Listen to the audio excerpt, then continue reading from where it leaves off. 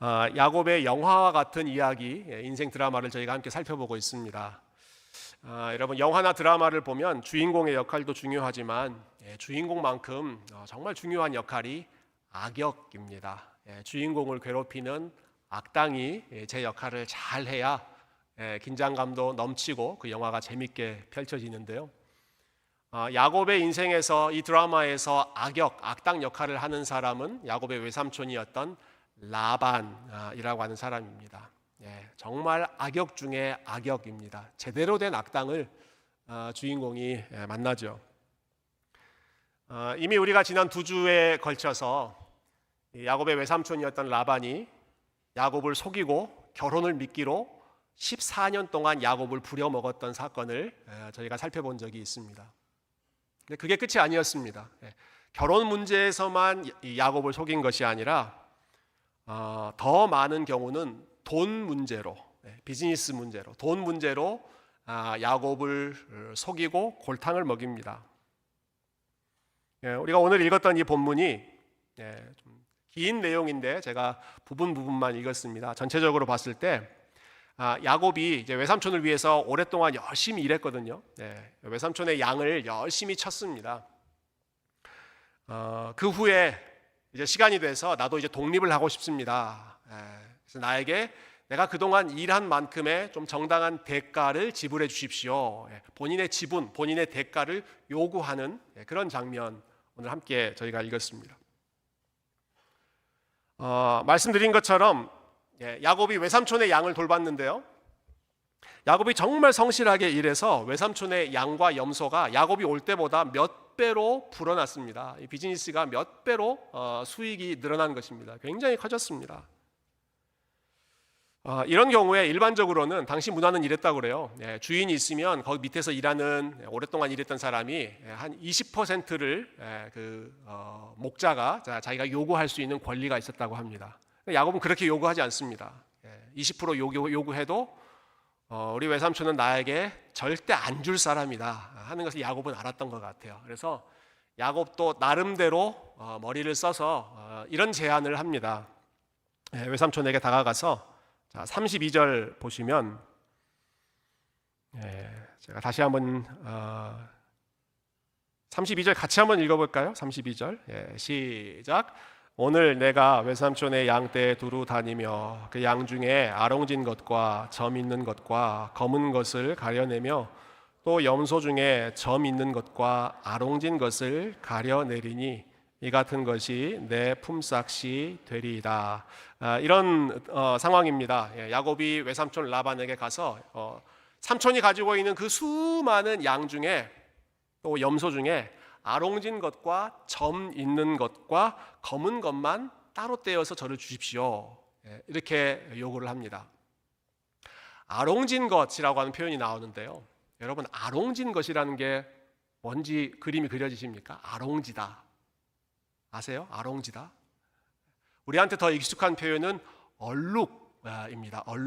얼룩 무늬가 있다. 그게 아롱하다 해서 아롱지다 라고 사용됐다고 합니다. 여러분, 소 중에 얼룩소 있죠. 말 중에 얼룩말 있죠.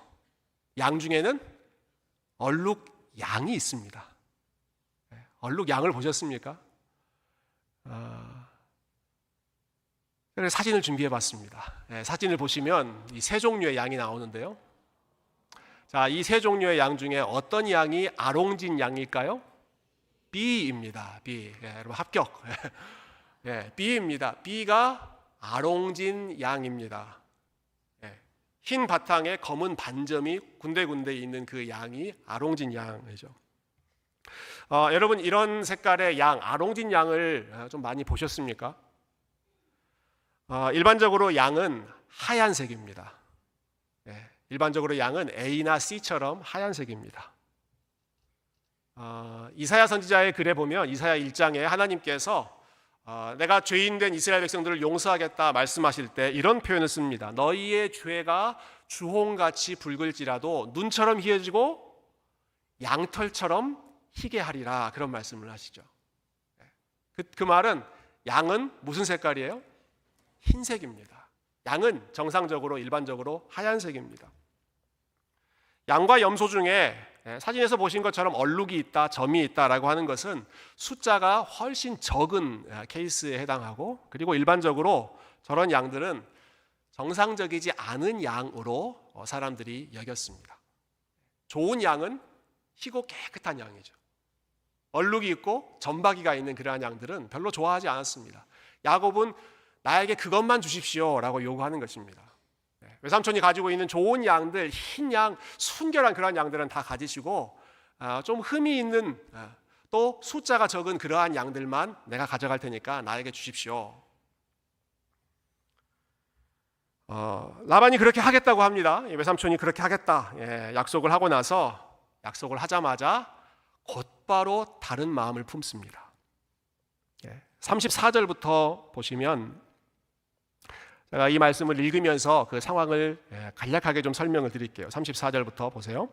라반이 이르되 내가 네 말대로 하리라. 네가 요구한 그 양들을 내가 주겠다 하는 거죠. 그렇게 말하고 나서 바로 이렇게 하죠. 그 날에 바로 그 날입니다.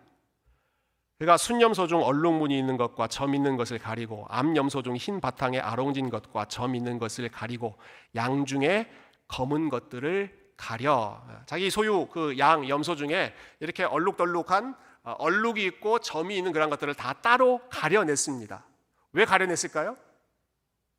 야곱에게 주려고 천만의 말씀입니다. 그렇게 가려놓고 뭐 어떻게 합니까? 자기 아들들의 손에 맡기고.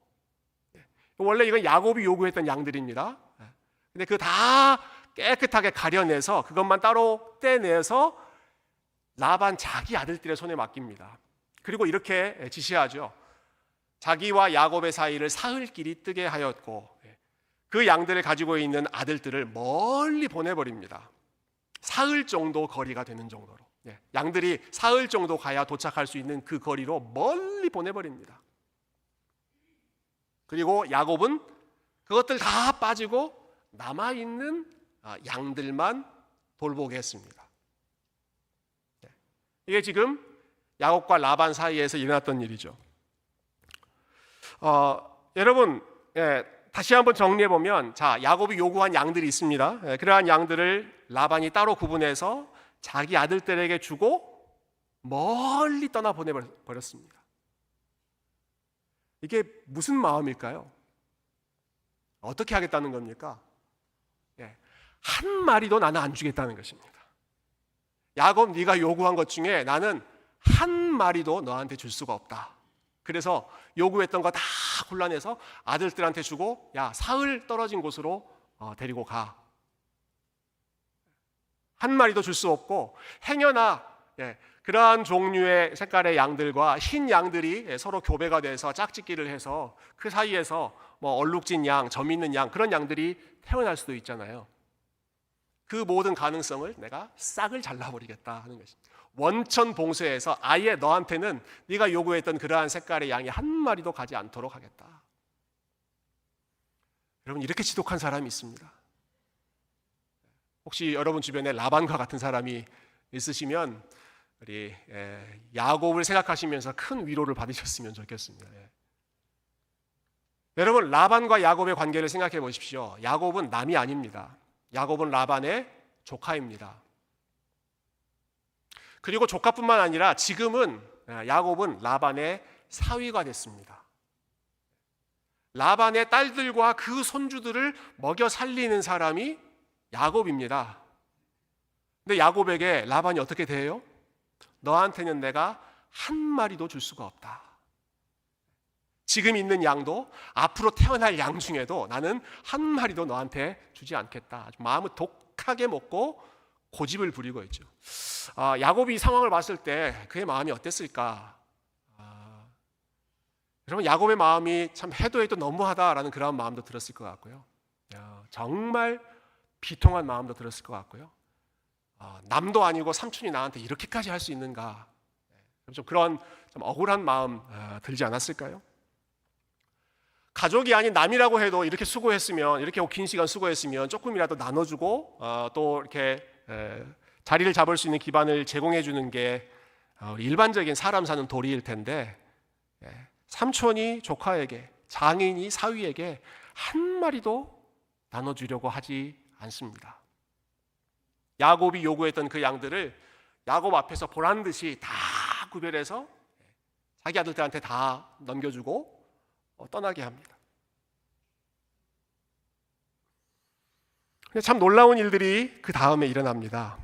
보신 것처럼 라반은 한 마리도 야곱에게 주지 않겠다고 아주 작심을 하고 꼼수를 부리고 있죠.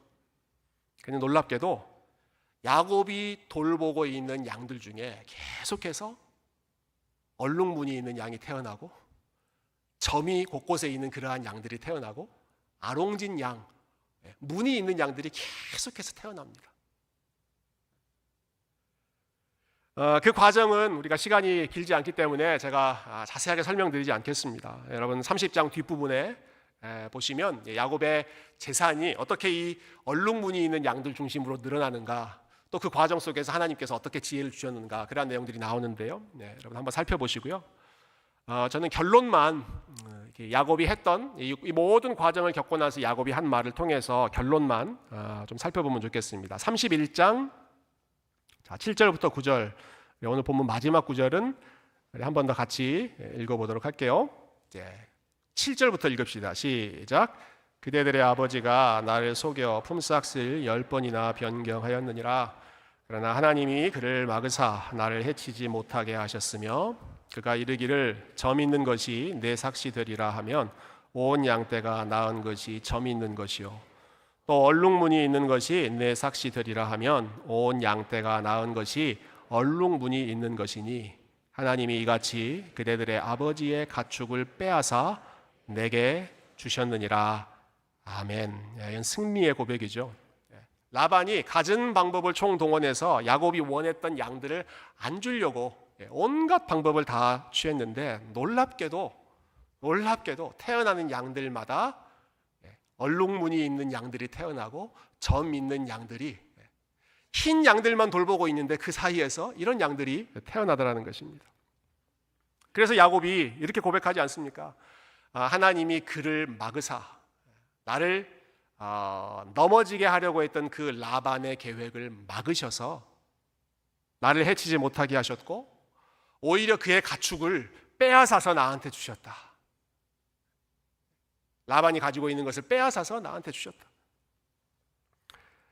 어떤 학자는 이 상황을 참 재밌게 또 통찰력 있게 표현을 했습니다. 영어 주석을 보니까 이렇게 표현하더라고요.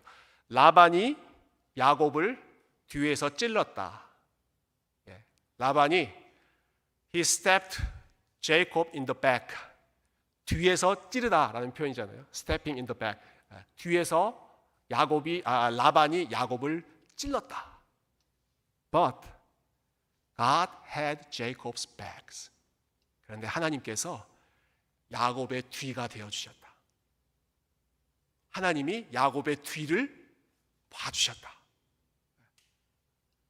우리도 뒷배경이라고 하는 말 있지 않습니까? 누가 너 뒤를 봐주느냐, 그런 표현 쓰지 않습니까? 라반은 뒤에서 찔렀습니다. 앞에서는 약속을 했습니다. 그래, 내가 네 말대로 그렇게 해줄게. 그렇게 해놓고 뒤로 돌아서는 다 멀리 떠나버리고 뒤에서 야곱에게 한 마리도 주지 않으려고 20년 동안 부려먹고 한 마리도 주지 않으려고 뒤에서 찔렀습니다. 그런데 하나님께서 야곱의 back, God had Jacob's back. 하나님께서 야곱의 뒤가 되어주셨다. 그 뒤를 하나님이 봐주셨다. 하나님이 봐주셨다. 제 아무리 약한 사람이, 라반과 같은 사람이 야곱을 등쳐 먹으려고 했어도 하나님께서 야곱의 뒤를 책임져 주시니까 라반이 야곱을 못 당하더라라는 것입니다. 별의별 방법을 써서 야곱을 축복 안 하려고, 야곱의 삶이 피폐해지게 만들려고 그렇게 갖은 방법을 쓰는데 하나님이 야곱의 손을 들어주시니까 도무지 어찌할 수가 없었더라라고 하는 것이죠. 야곱이 나그네 생활을 시작할 때 베델에서 길바닥에서 자고 꿈속에서 하나님을 만났을 때 하나님께서 야곱에게 이런 약속 주셨죠. 내가 너에게 허락한 것을 다 이루기까지는 내가 절대로 너를 떠나지 아니하리라. 그 약속의 말씀을 하나님께서 이러한 참 우여곡절 많은 그러한 상황 속에서 지키셨습니다. 야곱의 뒤를 하나님께서 봐주시면서 오늘 저희가 찬양 부른 그 곡 중에 이제 보라 하나님의 구원을 이 찬양 불렀잖아요. 제가 일부 예배 이 찬양 부르면서 야 이게 야곱의 노래다라는 생각이 들었어요. 보라 하나님의 구원을. 보라 너희를 치던 적은 어디 있느냐 그런 가사가 나옵니다. 너희를 치던 적 라반과 같은 사람이죠. 너희를 치던 적은 어디 있느냐 보라 하나님의 구원을 보라 하나님의 능력을 너희를 위하여 싸우시는 하나님의 손을 보라. 그래서 우리가 손 들고 함께 찬양하지 않았습니까? 너희를 위해서 싸우시는 하나님의 손을 보라. 하나님께서 야곱을 위해서 라반과 싸워 주셨습니다. 결국 이루어지는 것은 라반의 악한 계획이 아니라 야곱을 향해 주셨던 하나님의 선한 계획이 이루어졌고, 그래서 야곱은 이 모든 과정을 통해서 하나님이 나를 지켜주셨다, 하나님이 나와 함께 하셨다라고 하는 사실을 깊이 깨닫고 하나님께 영광을 돌렸습니다. 여러분, 하나님께서 야곱의 뒤만 봐주시는 것이 아니라 저와 여러분의 뒤도 봐주시는 줄로 믿습니다. 라반 같은 사람, 제 아무리 많은 일들이 있다고 할지라도 하나님께서 우리의 우리의 뒤를 봐주시면 다른 계획이 아니라 우리 하나님의 계획이 이루어지고 하나님의 뜻이 이루어지고 하나님의 이름이 높이 드러나게 될 줄로 믿습니다. 물론 그 과정은 순탄치 않았죠. 야곱에게 억울한 일들이 많이 있었습니다. 분통 터지는 일들이 많이 있었습니다. 이 모습을 보면서 얼마나 속이 터졌겠습니까? 이 모든 과정에서 야곱이 결과적으로 얻은 양들의 모습을 보면 저는 이게 참 인상적이었습니다. 야곱에게 주어진 양들, 그 모습이 굉장히 상징적인 의미를 가지고 있는 것 같아요. 여러분, 야곱의 양들은 어떤 색깔이었나요? 야곱이 자기의 소유로 얻어서 거느리게 된, 돌보게 된 양들은 어떤 양들입니까? 얼룩진 양, 점이 있는 양. 보통 양은 하얘야 되는데 그 중에서 검은 것들이 여기저기 묻어 있는 그러한 양들이 야곱이 돌보는 양들입니다. 야곱에게 하나님이 주신 양들은 그런 양입니다. 여러분 오늘도 아주 예쁜 깔끔한 옷을 입고 다 오셨는데요. 여러분 옷에, 특별히 하얀 옷에 얼룩이 생기면 어떻게 하세요? 얼룩이 생기면 어떻게 하십니까? 다 깨끗하게 지워야죠. 얼룩이 생기면 지워야 됩니다. 여러분 얼굴에, 깨끗했던 얼굴에 하나 둘 세월의 풍파를 맞으면서 여기저기 곳곳에 점도 생기고 얼룩도 생기고 검버섯도 생기고 그렇게 하면 여러분 어떻게 하십니까? 요즘에는 기술이 많이 좋아져서 피부 미용도 많이 좋아지니까 레이저 시술도 하고 깨끗하게 하지 않습니까? 점도 빼고 그렇게 하죠. 얼룩이 묻고 점이 생기는 것은 우리가 좋아하지 않습니다. 우리는 깨끗한 걸 좋아합니다. 하얀 순백의 양의 털, 그것을 좋아하지 얼룩이 있고 점이 있는 것들을 좋아하지 않습니다. 그래서 사람들마다 깨끗하게 피부 관리도 하시고 요즘에 화장품도 좋은 거 쓰셔서 잡티 없이 주름 제거 이런 것들도 많이 쓰시고 요즘에 보면 지금까지 K-팝, K-드라마 인기였는데요. 지금은 이제 K-뷰티, 한국 화장품이 굉장히 큰 인기입니다. 미국 곳곳에 가도 한국 화장품들 많이 판매하고 있지 않습니까? 그래서 좋은 화장품으로 피부 관리도 하고, 할 수 있으면 우리 얼굴에 생기는 그런 주름도 할 수 있으면 우리가 펴려고 하잖아요. 얼마 전에 저희 성도님 중에 한 분이 저에게 이렇게 말씀해 주시더라고요. 목사님 얼굴에, 목사님 이마에 주름이 좀 생겼습니다. 제가 의식 안 하고 살았는데요.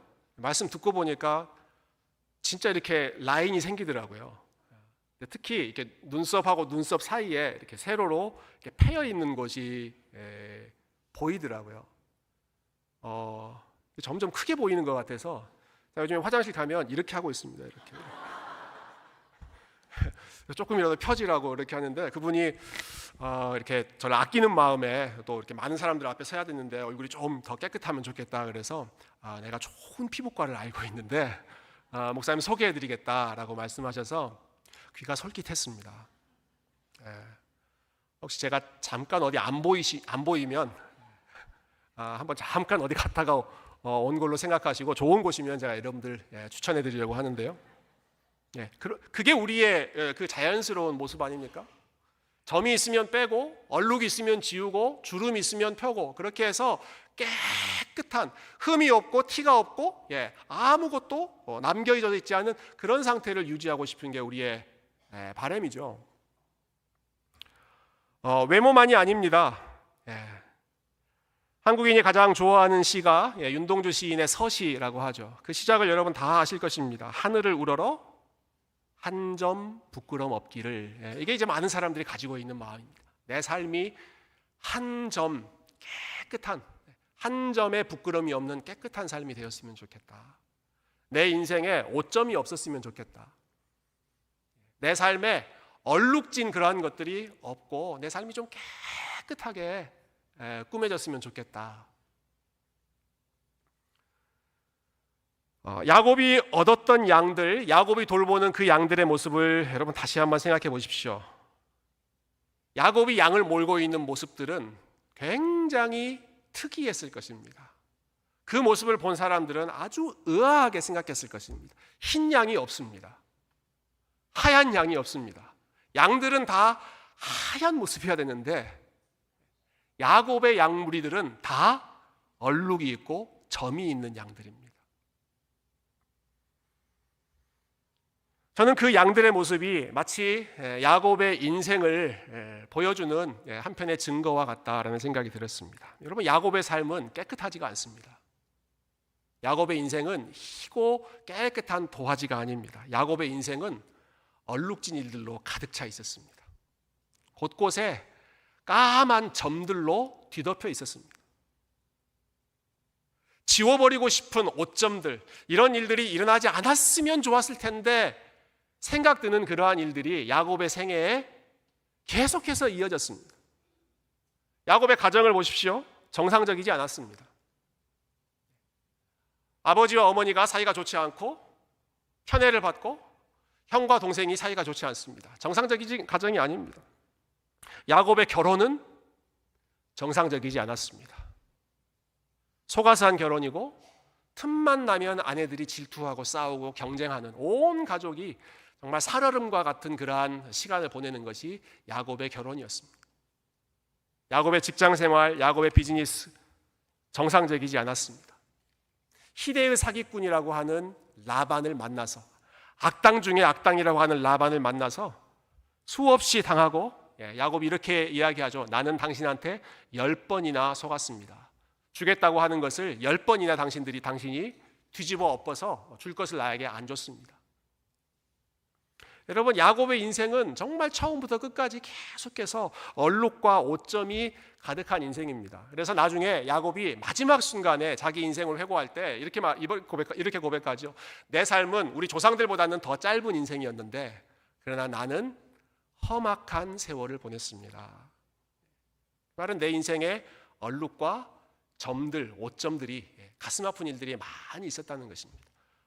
험악한 일들이 있었습니다. 나는 다른 사람들보다, 내 또래보다 훨씬 더 주름이 많았습니다. 그런 뜻이죠.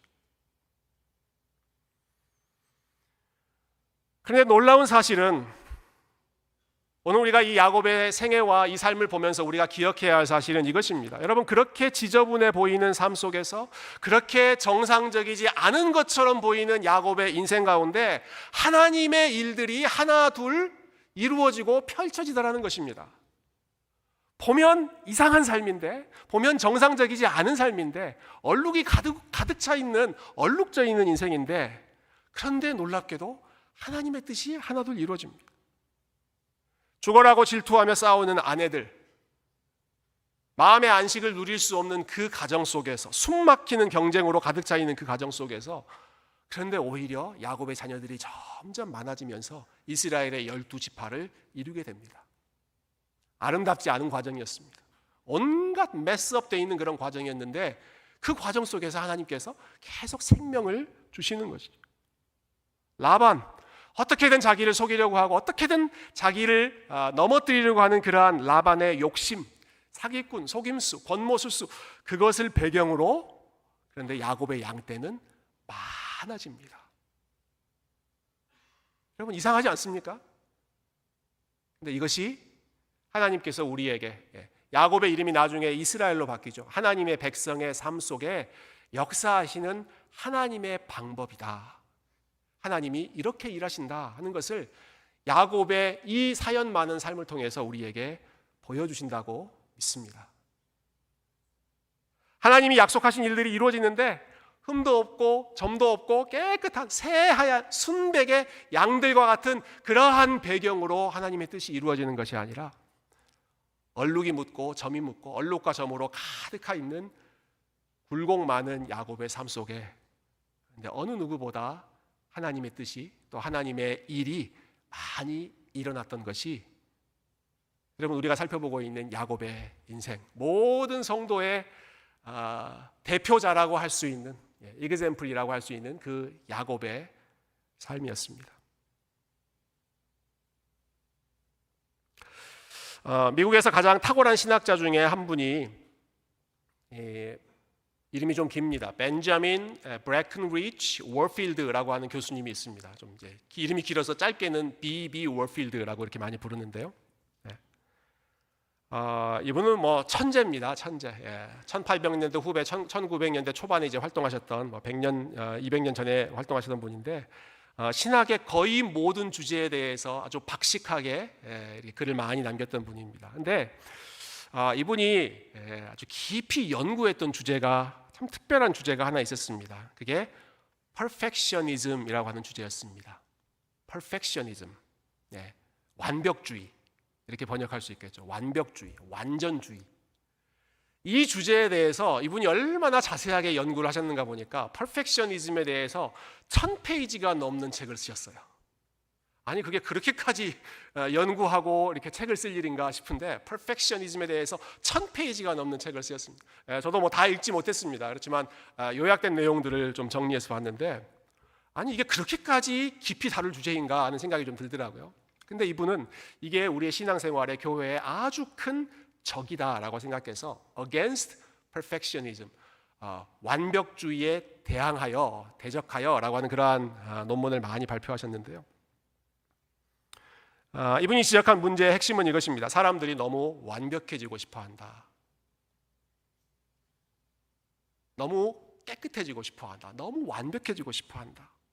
실수나 잘못을 하려고 하지 않고, 흠을 남기려고 하지 않고, 심지어는 신앙생활과 관련해서는 죄를 짓지 않는 상태가 되려고 굉장히 노력하고 그것들을 사모한다.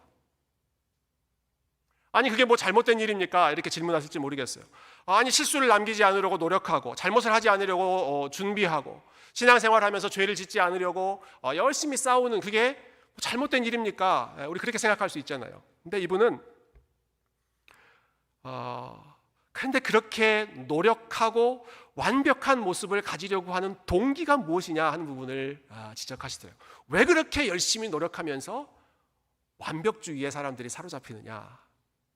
완벽한 모습을 보여주면서 자랑하고 싶기 때문이다. 내 삶이 깨끗하고, 내 삶이 고상하고, 내 삶이 문제가 없다는 그 모습을 내가 잘 이루어서 결국은 나의 좋은 모습을 보여주고자 하는 그 동기가 그 밑바탕에 깔려 있다라는 거예요. 이런 문제도 있습니다. 흠도 없고 점도 없는 완벽한 모습을 원하고 사모하는 마음이 지나쳐서 완전한 상태가 아니면 아무것도 하지 않으려고 하는 그러한 마음도 있다. 완전한 신앙을 찾다가 완전한 성도가 아니면 교제하지 않고, 완전한 교회가 아니면 거기에 들어가지 않고, 그리고 더 개인적으로 심각한 문제는 내 삶에 내가 기대하고 있는 내가 이상적으로 생각하는 그 완전한 모습이 이루어지지 않으면 그 속에서 나는 안 된다, 내 삶에는 소망이 없다. 나는 끝났다. 내 이런 얼룩진 인생 속에서는 하나님이 일하지 못하신다. 그렇게 하나님의 은혜를 제한해버리고 하나님의 능력을 깎아버리는 그러한 삶이 완벽주의를 지향하는 사람들의 모습에서 많이 나타나더라는 것이죠. 가장 큰 위험은 이것이었습니다. 우리의 삶은 결국 문제가 많고 부족한 것이 많은 그것이 우리의 삶인데, 우리는 결국 그러한 어려움과 문제와 연약함과 부족함 속에서 우리는 하나님의 은혜를 힘입어서 살아가는 사람들인데, 이 완벽주의를 추구하는 이러한 그 열심 분자들은 하나님의 은혜보다 본인의 열심과 본인의 온전한 상태를 더 크라운, 영광스러운 것으로 자랑하고 싶은 마음이 든다. perfectionism, 완벽주의에 대해서 이렇게 경고하시더라고요. 여러분 성경에 보면 perfect, 완벽하다라고 하는 단어가 몇 군데 나오는데, 이 perfect라는 단어가 우리 자신에게 적용되지 않습니다. 완전하다는 말은 우리랑 상관없이 쓰입니다. 그리스어로 perfect를 뜻하는 단어가 텔레오라고 하는 동사입니다. 텔레오, 텔레이오스, 형용사는 그렇게 나오는데요. 이 단어가 어떤 경우에 사용됐는가 굉장히 의미심장합니다. 예수님께서 십자가에 달리셨을 때 이 말씀을 하십니다. 예수님이 십자가에 달리셨을 때 다 이루었다 말씀하시죠. It is finished. 그때 사용된 헬라어 동사가 텔레오입니다. 테텔레스타이, 다 이루어졌다, 다 끝났다. perfect라는 말로 바꾸면 it has been perfected, 완벽해졌다, 완벽해졌다. 여러분 십자가의 현장과 perfect라고 하는 단어가 어울립니까? 십자가에서 일어났던 그 일들과 완벽하다라고 하는 단어가 어울립니까? 이거는 좋은 컨비네이션이 아닙니다. 십자가에서 일어났던 일들은 온통 악한 일들이 다 집결되어 있는 것이었습니다.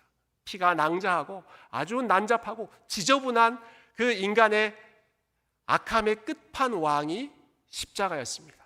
그런데 그 십자가의 현장에서 우리 주님께서 It has been perfected, 완벽해졌다, 다 이루었다 말씀하십니다. 사도 바울도 이 동사를 좋아했습니다. 유명한 장면이죠. 자신에게 있던 육체의 가시가 있었죠. 바울에게 질병이 있었습니다. 어떻게든 그걸 좀 없애고 싶었습니다. 자기에게 있는 그 점, 자기에게 있는 그 흠과 얼룩을 어떻게든 제거하고 싶었습니다. 그래서 하나님 앞에 이 육체의 가시를 좀 제거해달라고 열심히 기도하지 않았습니까? 그때 하나님께서 이렇게 응답하십니다. 나의 은혜가 너에게 족하니 이는 내 능력이 약한 데서 온전하여 짐이니라. My power is made perfect. 완벽해진다. 네가 완벽해지는 게 아니라 My power, my grace, 나의 은혜와 나의 능력이 in your weakness, 너의 약함 가운데, 너의 육체의 가시 가운데, 너의 얼룩진 그 모습 가운데 나의 파워와 나의 그레이스가 텔레이오스, 퍼펙트, 완벽해진다. 여러분 그럴 때 완벽하다라는 단어를 쓰는 것이죠. 여러분 그게 진정한 퍼펙셔니즘입니다. 그게 진정한 퍼펙셔니즘입니다. 야곱의 인생은 여러분 우리에게 이 사실을 확실하게 가르쳐 줍니다. 내 삶에 흠이 없기를 원하고, 내 삶에 점이 없기를 원하고, 내 삶이 깨끗하기를 원하고, 내 삶이 사람들 앞에서 자랑스럽게 이야기할 수 있는 그러한 것들만 가득 있기를 원하고, 그러한 것이 없으면 내 삶에 얼룩이 지고, 내 삶에 점이 생기고, 내 삶에 오점이 남기게 되면 나는 안 돼, 하나님은 내 삶 가운데 좋은 일을 만들어내실 수 없어 라고 하나님의 능력과 하나님의 은혜를 제한해버리는 인간의 교만한 완벽주의를 바로 잡는 것이 야곱의 이야기입니다. 야곱의 인생을 봐라. 야곱의 얼룩진 인생과 야곱이 거느리고 있는 그 얼룩 양들을 봐라. 점으로 가득 찬 그 양떼들을 봐라. 내가 거느리고 있는 양떼들은 이런 양떼들이다. 너희들의 삶에 얼룩이 많이 있어도, 너희들의 삶에 오점과 같은 것들이 많이 있어도, 지우고 싶은 것들이 많이 있어도, 나는 오히려 그 속에서 나의 은혜와 나의 능력을 perfect, 나는 완벽하게 이룰 것이다. 내 모습이 좀 더 깨끗해졌으면 좋겠고, 내 삶이 조금 더 나았으면 좋겠고, 내 삶이 조금 더 온전했으면 좋겠고, 아니 퍼펙트까지는 바라지도 않고 내 삶이 그냥 조금 노멀했으면 좋겠고, 그냥 정상적이고 평균 정도만 내 삶이 되기만 해도 좋겠는데, 여러분 야곱의 삶은 정상도 아니고 평균 이하도 아니고 온갖 상식적이지 않은 그러한 일들이 다 일어났죠. 여러분 그 속에서 하나님의 은혜와 하나님의 계획과 하나님의 섭리가 완벽하게 이루어졌습니다. 라반은 야곱을 넘어뜨리려고 했지만, 야곱의 인생에는 얼룩과 점이 많이 있었지만, 우리 하나님께서는 그 모든 것을 사용하셔서 하나님의 뜻을 이루시고 하나님의 이름이 높임 받으시도록 저와 여러분의 굴곡진 인생도 얼룩 가득한 그러한 사연 많은 삶들도 우리 하나님께서 귀하게 사용하셔서 야곱처럼 바울처럼 하나님의 은혜가 나의 약함 속에, 하나님의 순전하심이 나의 얼룩 속에 더 아름답게 빛났습니다. 여러분 이렇게 고백하고 우리의 얼룩진 인생도 하나님 앞에 온전히 사용해달라고 맡길 수 있는, 나는 이렇게 점이 많이 묻어서 때가 많이 묻어서 안 돼, 그게 아니라 얼룩 가득한 그런 인생조차도 여러분 신실하신 하나님의 손에 맡기시고 하나님께서 여러분의 삶을 어떻게 사용하시고 어떻게 여러분의 삶 속에 하나님의 선하심을 드러내시는지 여러분 잠잠히 기대하며 인내하며 또 믿음으로 함께 걸어가시는 우리 성도님들 다 되시기를 주님의 이름으로 축원드립니다.